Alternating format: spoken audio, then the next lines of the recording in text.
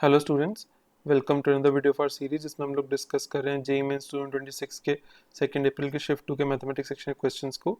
And जैसे कि आप लोग देख पा रहे हैं, this question is from the chapter of circles. ठीक है, कोऑर्डिनेट ज्योमेट्री एक्चुअली सर्कल्स और स्ट्रेट लाइंस का कॉम्बिनेशन लग रहा है। तो एक बार रीड करें द क्वेश्चन को quickly, then will try to solve it. तो इसमें हमको बोला है that there is a circle that passes through 0 0 which is the origin.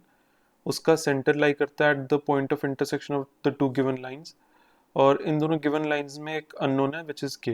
ठीक है, और बोला गया हमको कि if the lines are perpendicular and this line x minus y plus two equal to 0 intersects this circle at A B, तो A B का square क्या होगा, मतलब लेंथ जो होगी ए बी की उसका स्क्वायर क्या होगा। तो बेसिकली कॉर्ड की लेंथ का स्क्वायर मांग रहा है हमसे। ठीक है, तो स्टार्ट करते हैं क्वेश्चन को।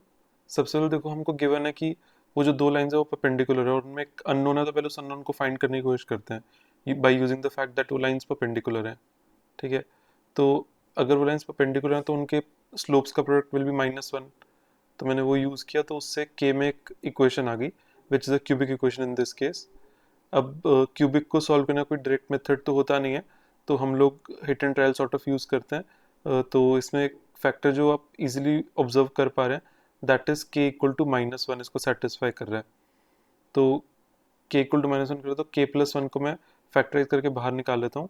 तो के प्लस वन इंटू एक क्वाड्रेटिक आ गया which is the product of these two terms is equal to 0।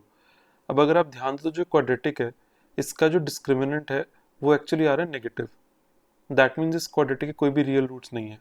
इसका मतलब ये जो इक्वेशन है क्यूबिक इक्वेशन, इसका केवल एक ही रियल रूट होगा विच इज के इक्वल टू -1।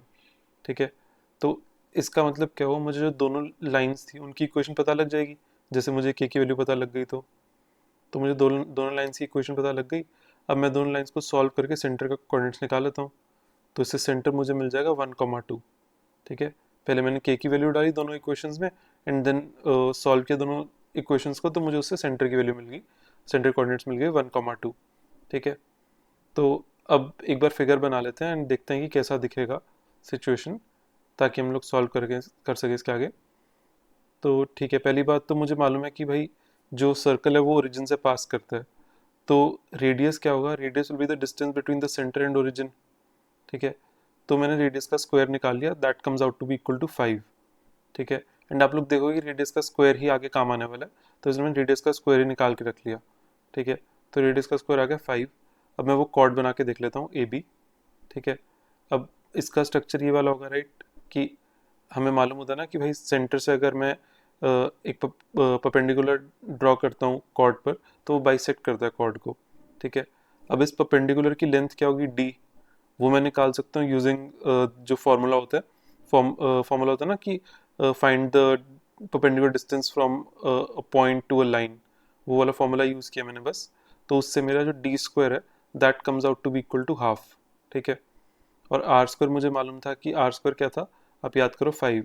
ठीक है, तो अब सोच के देखो कि जो ए बी का स्क्वायर है वो होगा 4 टाइम्स हाफ ऑफ जो कॉर्ड लेंथ है उसका स्क्वायर, है ना।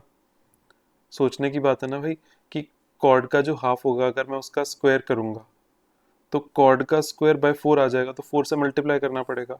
ठीक है, तो इसलिए 4 से मल्टीप्लाई किया। और हाफ कॉर्ड स्क्वायर की वैल्यू क्या होगी using Pythagoras theorem, R square minus D square. ठीक है, बस वो यूज़ किए। तो ए बी स्क्वायर आ जाएगा 4 times R square minus D square. तो वैल्यूज डालते हैं, आर स्क्वायर 5 और डी स्क्वायर हाफ, तो आंसर आ जाएगा 18। सो करेक्ट आंसर आपका 18 होना चाहिए। अब ऑप्शन से चेक कर लेते हैं ऑप्शन कौन कौन सा करेक्ट बन रहा है। I think option number C, मतलब option number 3 is the correct answer. 18 is the correct answer. तो ऐसे करना था question. So fairly straightforward था, डिफिकल्ट नहीं था, बट ऑब्वियसली आपको कोऑर्डिनेट ज्योमेट्री याद होना चाहिए, बेसिक्स भूल नहीं सकते, प्रैक्टिस होनी चाहिए ताकि आप जल्दी से कर सको इसको, क्योंकि डिफिकल्ट नहीं था question, right. So I think that's it for this question. मिलते हैं अगले वीडियो में। सो बाय बाय, टेक केयर।